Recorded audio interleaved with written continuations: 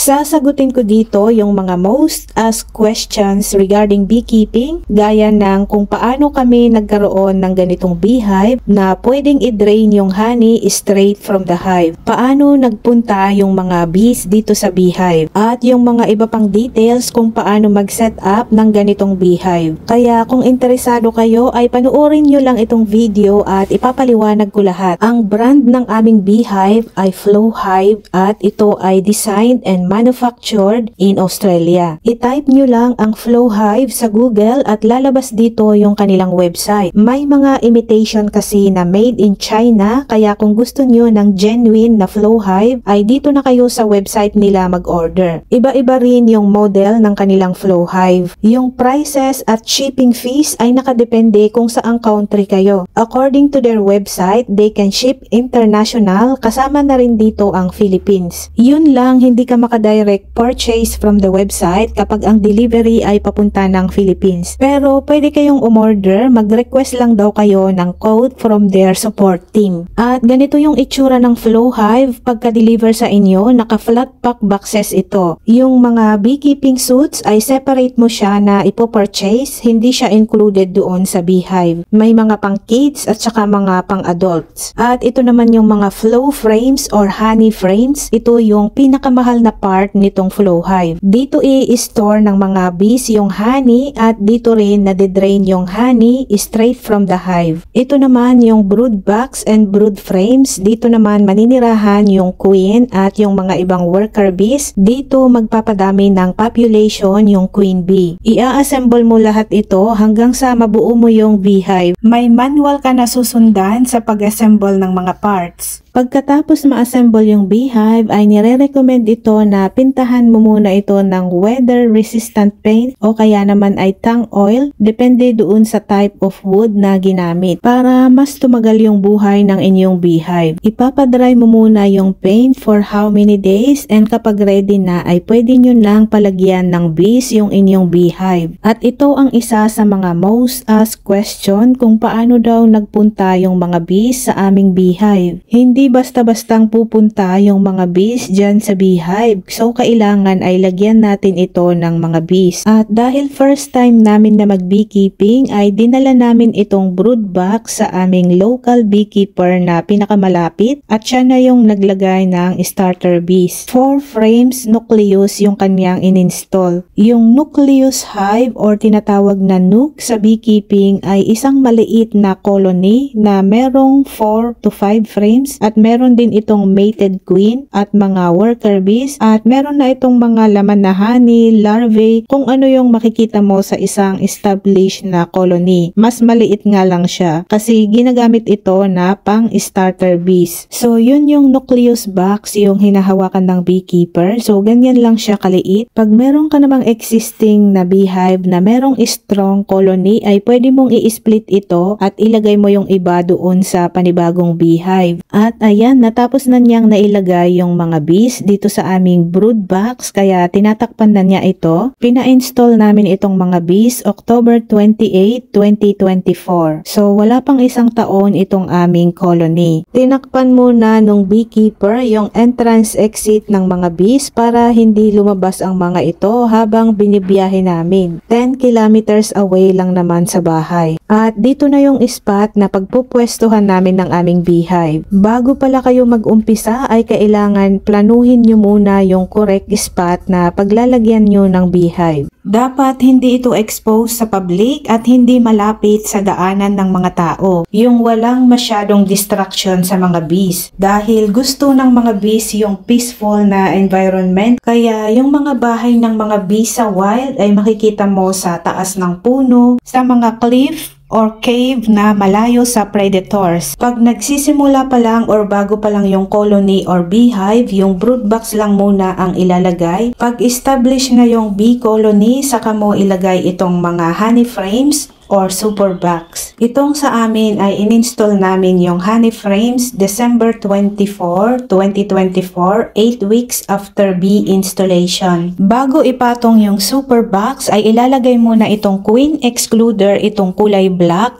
para hindi makalabas yung queen bee dito sa brood box. Pag hindi ginawa yon ay pwedeng makaakyat itong queen bee papunta dito sa super box at mag-lay siya ng egg sa mga honey frames. Ang aim kasi natin dito is maging pure honey lang talaga itong super box. At ayan, nai-install na namin yung mga honey frames. Antayin na lang namin na mapuno ito ng mga bees. Meron itong window both sides kaya pwede mo itong silipin kung meron ng mga nailagay na honey yung mga bees. Syempre, hindi lang yung honey ang iisipin natin sa beekeeping. Meron din tayong tinatawag na beehive checking or brood checking. Kailangan natin i-make sure na healthy yung ating colony, especially yung queen bee. Hindi ko na i-explain in detail kasi mahabang usapan yon. Kung talagang interesado kayo sa beekeeping, maraming mga tutorials sa YouTube. And 11 weeks after namin mai-install yung super box or yung mga honey frames ay napuno na nila kaagad ng mga honey. Makikita mo kung napuno na ng honey yung frames pag binuksan mo itong back window. Dito sa back part ng flow hive ginagawa yung pag-harvest ng honey. Kung malakas ang inyong bee colony at maraming sources of nectar, ibig sabihin maraming flowers sa inyong paligid, ay mas mabilis na makakakolekta ng honey ang mga bees. At bago tayo mag-harvest ng honey ay i-check muna natin. Ideally, dapat 80 to 100% na nakakap yung mga honey cells. Itong capped cells na tinutukoy ko ay itong mga tinakpan nila ng wax. Ibig sabihin ay tinanggal na nila yung moisture content ng nectar kaya naging honey na siya. At yung mga naka-open pa yung cells ay nectar pa lang siya. And this time ay gagawin na namin itong first honey harvesting gamit itong flow key. Ito yung pang-open up ng honey cells para bumaba yung honey papunta doon sa jar. Ito ang pinaka-favorite ko dito sa flow hive kasi hindi ka na mahihirapan na mag-harvest ng honey. Hindi mo na kailangan ng mga honey harvesting equipment. Kaya kahit medyo may kamahalan itong flow hive ay talagang nag-invest kami dito kasi worth it naman siya. Sa isang flow hive honey frame ay pwede ka daw makaharvest dito between 2 to 3 kilograms. At sa 2 frames na nai-harvest namin ay nakakuha kami dito ng 5 jars. Aabot siya ng mahigit 3 kilograms. At gusto ko lang banggitin to dahil marami akong nare-receive na comment and messages na magpa-training daw ako sa kanila. Wala po akong kakayahan na mag-training sa beekeeping dahil bago pa lang kami at kung gusto nyong matuto ay doon tayo sa YouTube University.